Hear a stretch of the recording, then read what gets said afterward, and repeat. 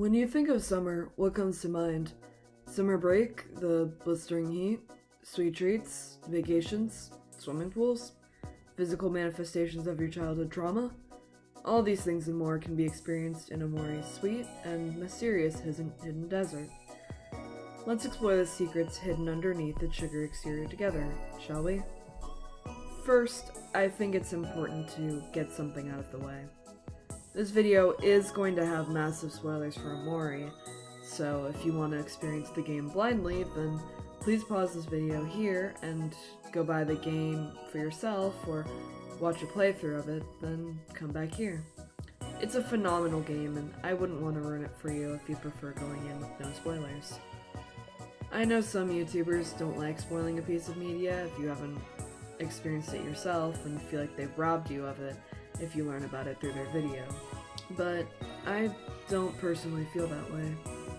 I actually like watching analysis videos about something I've never seen, watched, or played through to figure out if it'd be worth my time, effort, and money to go out and experience. If you're like that too, then hey, no judgment here. The game was made in 2020, so I'm not as worried about issuing the spoiler warning, but better safe than sorry, you know? Even though this area of the game comes off as lighthearted and fun, the same trigger warnings as Omori still apply here. The list should be on screen. If you can't stomach these topics, that's perfectly okay. Please take care of yourself. That's much more important than any video on YouTube. Alright, let's get into the analysis, shall we? The first thing I noticed about the Orange Oasis when I first played through it wasn't its brown sugar sands, giant fruits and desserts scattered around the Overworld, the orange juice pond, or even the deeply unsettling train sequence you have to endure to get there. What caught my attention was that, despite this area being huge, it's completely optional. Throughout Omori, there are many different big, optional areas, such as the Sprout Mole Colony on Otherworld, or the construction site on the 4th floor of the Last Resort. These areas are larger than others you can find, but they're not so big that they stand alone as their own unique locations. I mean, neither of them even have their own title card that appears on screen when you enter it for the first time. Loser behavior. What makes it even more interesting is that Orange Oasis is optional on both routes. It's not a Hikikomori exclusive area like the Abyss or Snow Globe Mountain, which are both large, but not required for you to go through, even on that route. It seems like it would make sense if it were an exclusive place, since it includes a boss fight, sub-areas, new weapons and charms, sub-quests, and a darker underlying tone to it like the others on that route. There's even an area you can't reach until winning the Something in the Water fight later in the game. The structure of the Orange Oasis would fit so well with the other areas you're prohibited from seeing on the true route, so why is it optional for both routes? To answer that, we need to step back for a minute and dip our toes into some black space dissection. Well, not like that. Structure. Let's look at the structure of black space. I'm going to be referring to the linear places you're required to go through on both routes as Black Space 1, and the non-linear places that are easier to reach on the Hikikomori route as Black Space 2, to make just things a little easier. Orange Oasis actually bears a lot of similarities to Black Space when you take a closer look. There's a surprising amount of references to death, the truth, Sunny's memories, and you can decide how much of it you can explore. Hell, when you get to the train to go to the Orange Oasis for the first time, you have an encounter with a something variant. All of the people on the train resemble Stranger, who you can only really talk to here and in Black Space 1, and your body slammed with a reference on what's on Mari's headstone in the real world via a goofy train conductor character. Good lord. Much like in Black Space, it feels like you're not so subtly being made fun of for suppressing the truth. I'll address other examples as we come across them, since I think they fit into their own respective sections better than here. But the line from the train conductor is a pretty strong one. Orange Oasis is very peculiar since it presents itself as a fun, new place to explore, get good items, and face decently challenging enemies as early as 3 days left, while also punishing you for choosing to do so. It's not important enough for the game to force you to traverse it, yet at the same time, it's important enough to be on the map of Headspace. Not too important, not too unimportant, if you will. This strange dichotomy is at the heart of the desert, pun intended. It laughs at Sunny's escapist behavior while also enabling it. In the wise words of Tumblr user Sentient Object, okay, nice dichotomy, idiot, what lies outside it. Really the best answer I can come up with as to why this is optional for both routes is why I think the Lost Forest, most of Black Space 1, Black Space 2, and the holes left by the Hangman keys are as well. Its existence is not a direct threat to Sunny's repression of the truth, since it does not directly show or tell the events that unfolded the day of the recital, but instead hints at it. So if you're curious enough to go looking for answers, some will be revealed. Though, not everything in Orange Oasis likes to abide by that rule. Especially one particular NPC named Mr. Outback, who sort of functions as a precursor to the Coral in Deeper Well. Both his and the Coral's existence are a threat to this unspoken rule. Not long after giving you their wisdom, they will be silenced permanently. Should you choose to seek this wisdom in the breadcrumb trail left to you by other optional places, you can start to pick at some of the loose threads out of the tapestry of Headspace, if you're willing to see it unravel. Continuing on with the fabric metaphors, Orange Oasis is kind of like a quilt since it's made up of many different references to important events and locations throughout the game, but can still stand alone as its own unique thing. One of the ways it stands apart is the Overworld. Most of your adventures throughout Headspace take place in some sort of building or in fairly confined spaces, so the open map is a pretty nice change of pace. Once you've beaten the last resort, the whole map is available to you with no nudges in any particular direction. You can check out the sights, the club sandwich, the Unbred Twins foreshadowing mural, the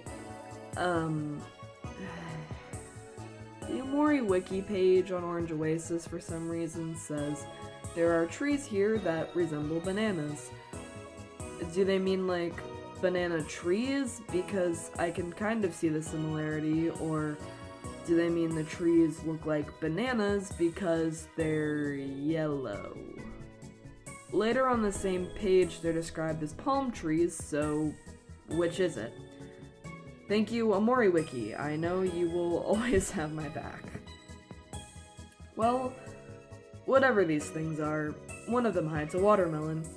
You can even see the stem peeking slightly out of the top of the leaves if you look carefully.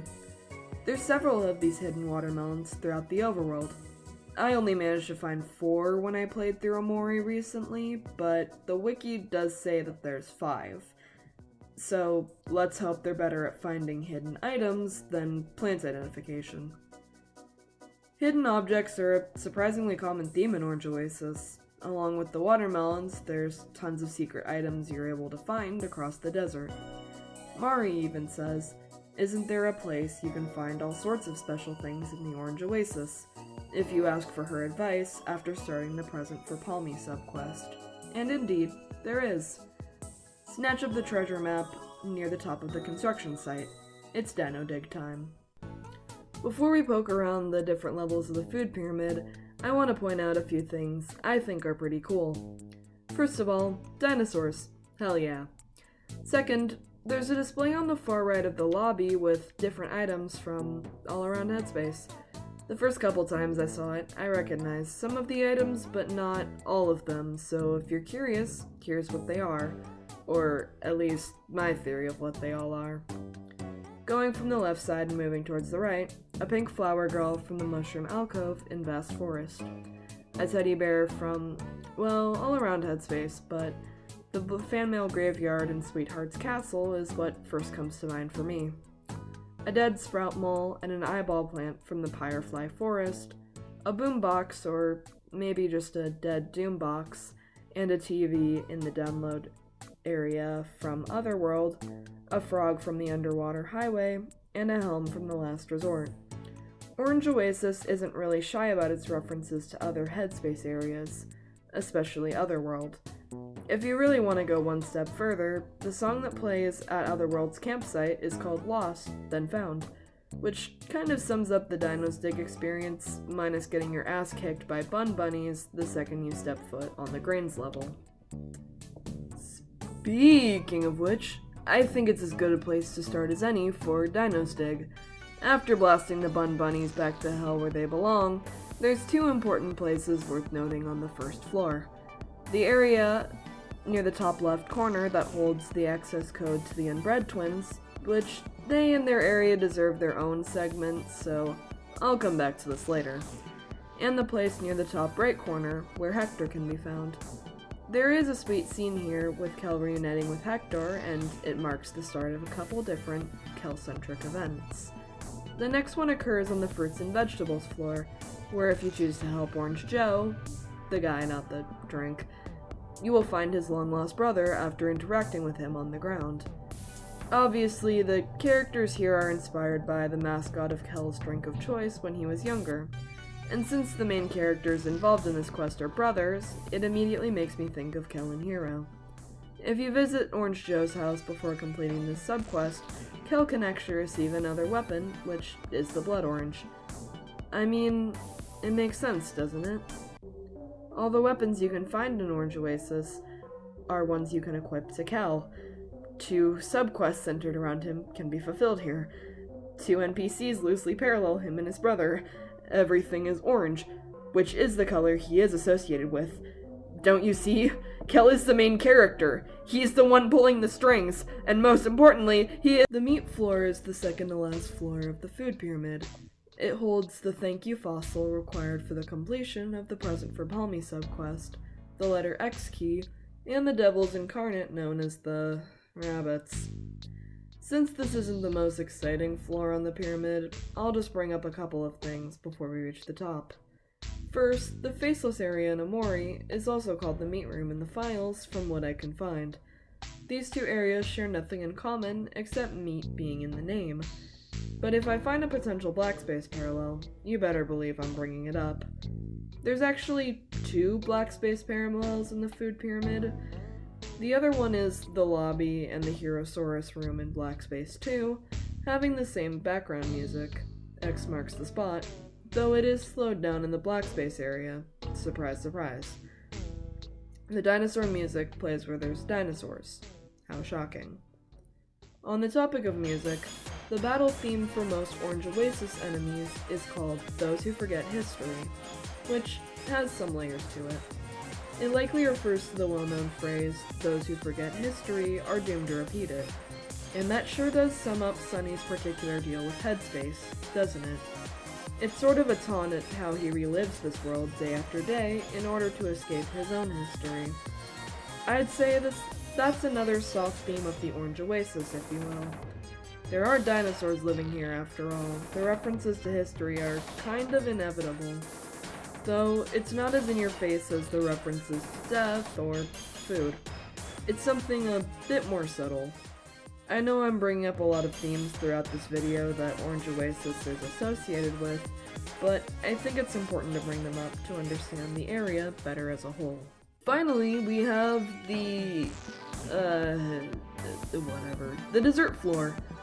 There's only one chicken here, and if you can beat it, you'll get the chicken ball. The weapon is the best for speed-based attacks, and essential if you want to do the Kel nuke, which I certainly love doing, since it gives 200 extra speed points.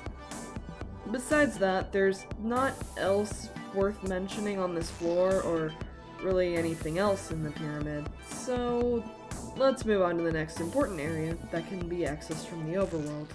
Choosing to stare intently at the shimmering spot in the orange juice pond will send you to yet another one of the many important areas. This one in particular is Raintown, a small rainy forest clearing that supports a community of veggie kids. If you've paid attention while going through the Otherworld area in the prologue, they might look familiar. 4 of them can actually be found walking around the Otherworld lake. When I said there were a lot of overlaps and parallels to Otherworld, I wasn't joking. Besides the sentient vegetable people, things worth mentioning here are the small gardens growing said people, Mari's picnic, a mysterious valve, its connections to black space, and the song that plays in this area. I'll just address these in order that I brought them up to make everyone's lives easier. There are 4 gardens with a fence around their perimeters, growing potato, tomato, onion, and eggplant people. If you have Omori stand completely still in the potato garden's empty space for a couple minutes, then he will turn into a very pixelated image of a potato. Interestingly enough, you can do something similar in white space if you let Omori stand still on the blanket for a couple of minutes. While he doesn't turn into a potato, he does sit down, which I think is kind of a fun detail that the developers included. If you move around afterwards, Omori will go back to his normal standing sprite. Slightly on-topic tangent, Aubrey is established to have a connection to eggplants in both the real world and Headspace due to her having a stuffed toy named Mr. Plant Egg, which is just an eggplant with face, arms, and legs. Sunny is somewhat associated with potatoes due to that event in Raintown, but no other characters have an established connection with tomatoes or onions.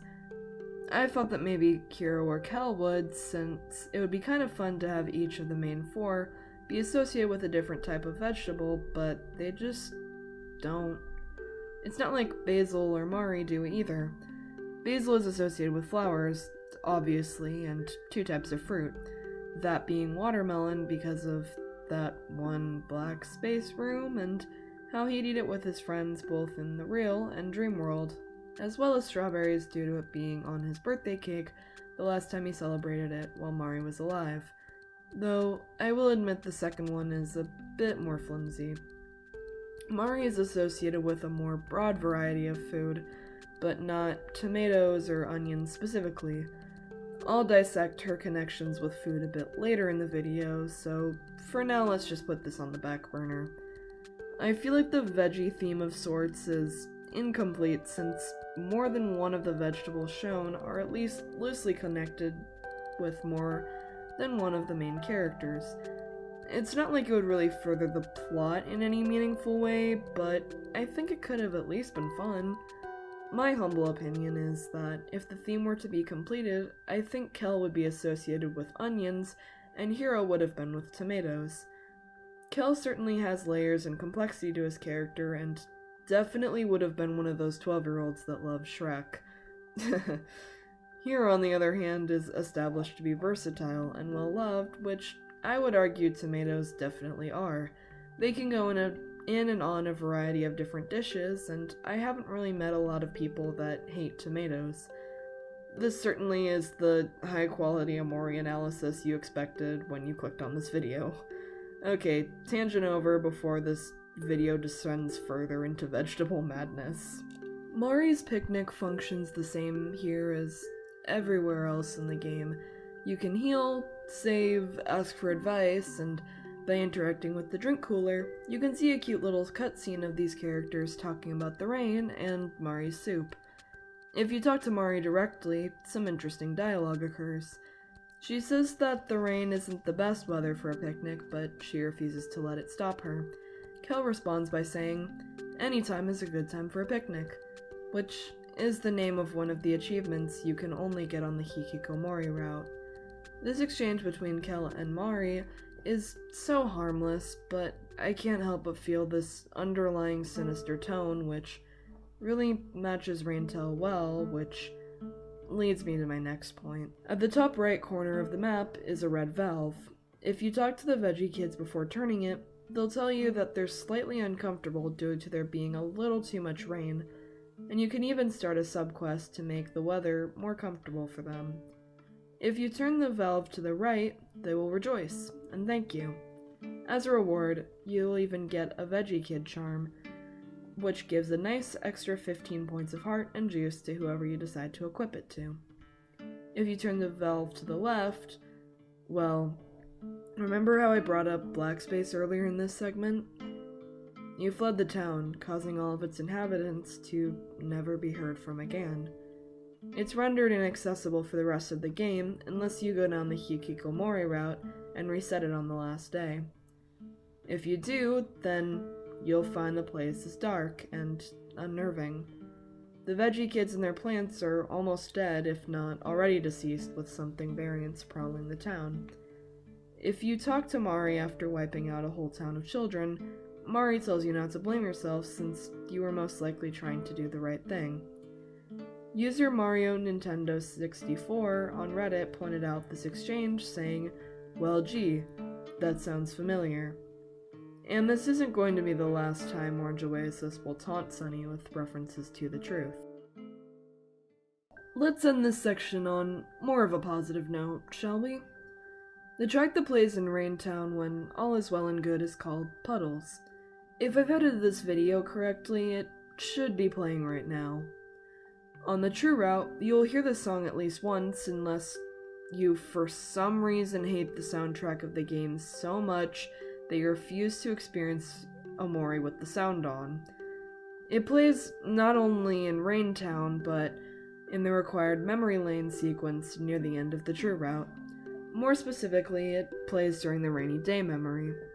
Something worth noting is that despite there being a room in black space where it rains, this track does not play, which leads me to believe the song only plays when there is a positive connection with rain. But it goes a little deeper than that. While this track only plays when it rains, it appears in another form when it's not raining. If you've watched my last video, you might know what I mean by that and where I'm going with this. If you haven't, well, I'm sorry in advance. The songs Puddles and Remember to Be Patient share a leitmotif. I only found this out through a wonderful spreadsheet that gives really detailed information about the Omori soundtrack and 000's Omori leitmotif video, both of which I'll be linking in the description of this video. Here's the leitmotif side by side in case you haven't known about that before.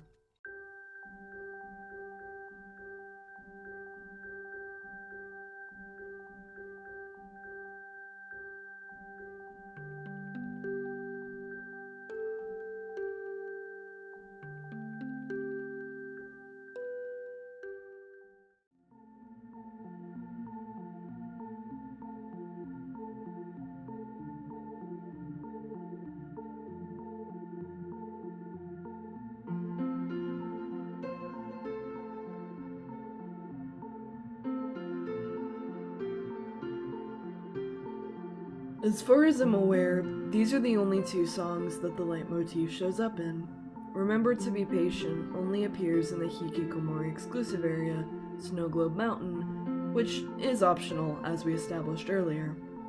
The title of the song is a reference to Mari's dialogue in the snow forest on Otherworld, when she says the snow falling down and landing right where it's supposed to be reminds her to be patient.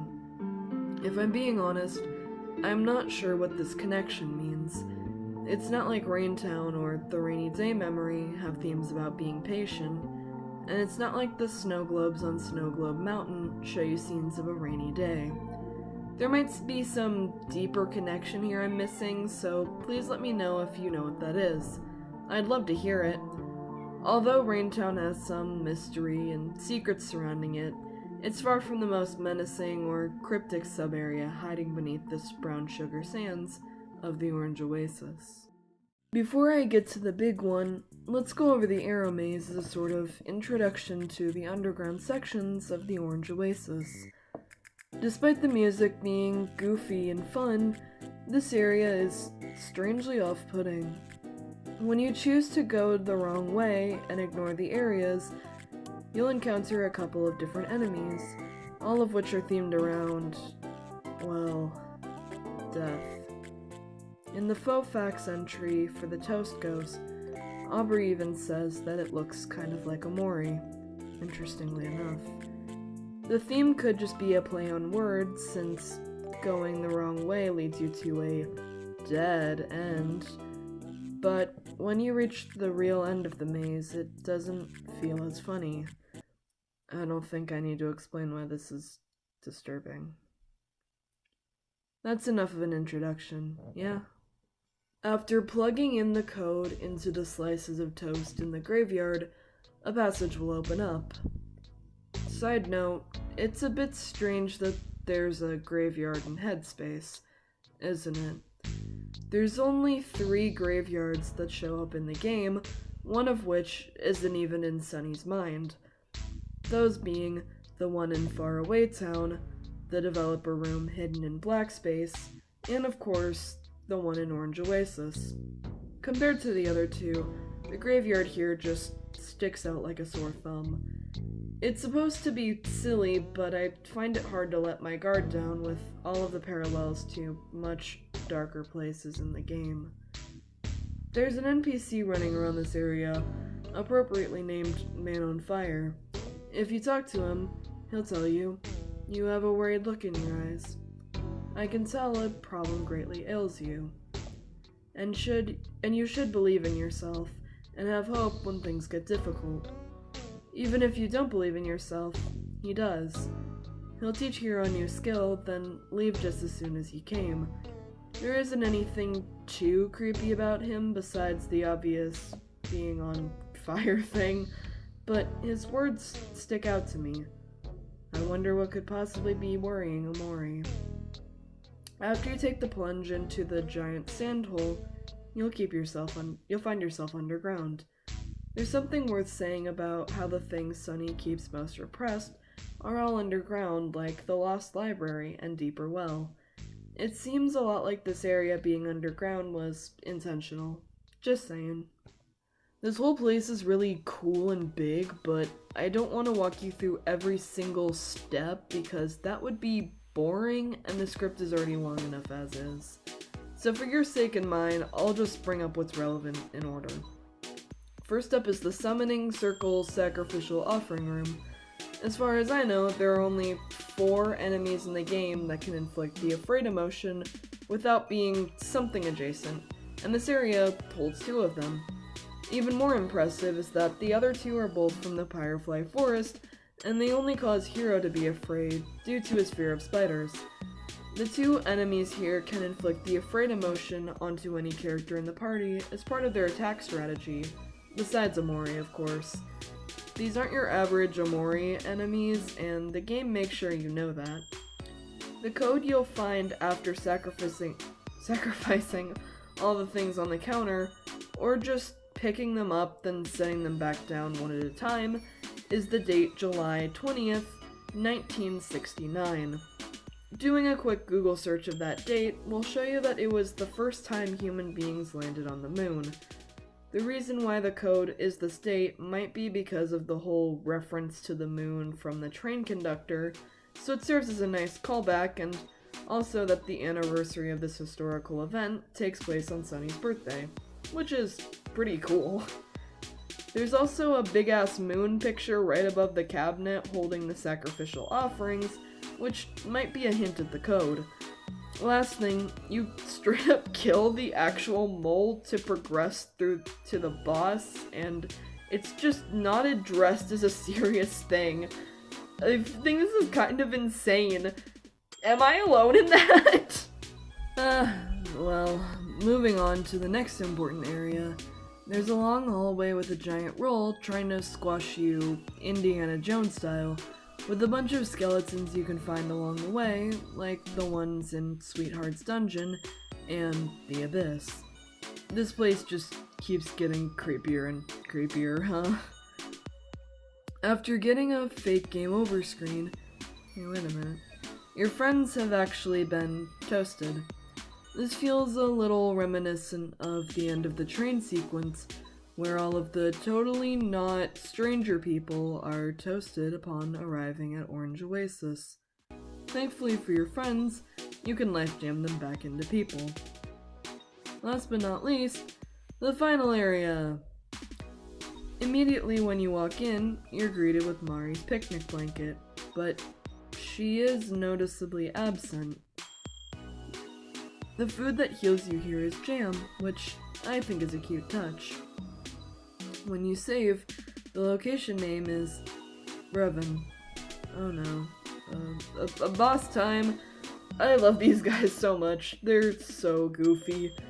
Biscuit has his head stuck in a slice of bread like a cat, and Doughy has a dough headband. How can you not like them? They also can summon sentient carb-based enemies from all around Orange Oasis, one of which being an enemy from the Arrow Maze. Something interesting about this fight is that the story will progress whether you beat these guys or they beat you, which isn't very common for Omori bosses. Either way, they end up leaving the only place they've known for a long time for a chance to be happier. To not be trapped in an infinite cycle of doing the same repetitive task that leads to a worse quality of life. That is the end of their arc. If you go back to the pantry you landed in earlier, you can exchange some dialogue with the moles that live there. They miss the twins, but are excited to start their own lives. After seeing the lives these two characters have changed for the better, you can leave and never look back. While this may be the end of the major Orange Oasis sub-areas, there is still one thing left to talk about. If the poster's saying, "You did it," with a jump rope underneath it, the reference to Mari's gravestone, the underground enemies having various pun names about death, like the Unbred Twins and the Toast Ghost, the graveyard, the numerous something variants that can appear, and the themes of history in the past weren't enough, then a sub-area being a pun on the name Heaven truly is the final nail in Orange Oasis's coffin. Pun not intended this time. The connection to the afterlife is truly undeniable, so what does the Orange Oasis tell us about how Sunny feels about it? Well, for starters, I'm not gonna pull some weird theory out of nowhere like Kel is secretly dead or anything like that. There are a handful of Kel-centric items and events, but rather than assuming he's directly linked with it, I think it lays a pretty sweet foundation. Kel is a really happy and positive person that Sunny clearly trusts a lot, so a location that emphasizes Kel might mean Sunny thinks of this place positively to an extent. Death is, of course, not something that can be easily removed from the afterlife, but death isn't something Sunny wants to immediately think of when picturing it, so he somewhat represses that. And of course, I'd be leaving out a crucial piece of information if I didn't at least bring up Mari. She's heavily associated with this in Sunny's mind for good reason.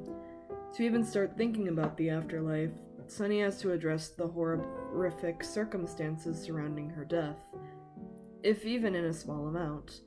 These circumstances slightly taint his fragile view of it, too. Just look at how you can fill Raintown with something like variance because of the smallest mistake. Mari's picnics, both when she was alive and in Headspace, had some kind of fruit or dessert. Her baked goods were well loved in her friend group, too. If you think about it, Orange Oasis is the perfect place for her, much like how Mari's spirit would fit well in the afterlife. There's fruit and dessert theming everywhere, references to past happy memories, so many new places to explore, so many new people to meet, and Mari's mischievousness could be satiated by something like the Arrow Maze. But in Brevin, she does not show up on her picnic blanket, the place that's supposed to be the safest for her, and she's not even allowed to be there. Why? Well, Sunny can't let this version of her in his mind go. She can't stay here permanently. She's just forced to pass through here, like the rest of the group.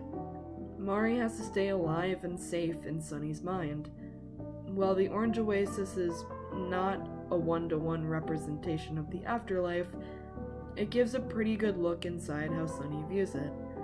The sun may not shine as bright in faraway town because Mari is gone, but the moon may shine brighter in Orange Oasis because Mari should be there. Thank you so much for watching. My last videos gained a lot more attention than I ever could have expected, and I really appreciate it from the bottom of my heart. Please let me know your thoughts, theories, critiques, or anything else in the comments. I really enjoy hearing what everyone has to say. If you'd like to help me achieve sweet YouTube monetization, leaving a like on this video if you enjoyed it, and subscribing goes a really long way. I'm really enjoying making these video game dissection video essays, so stick around if you want to see more of that. Alrighty, I'll see you sometime in the future. Bye!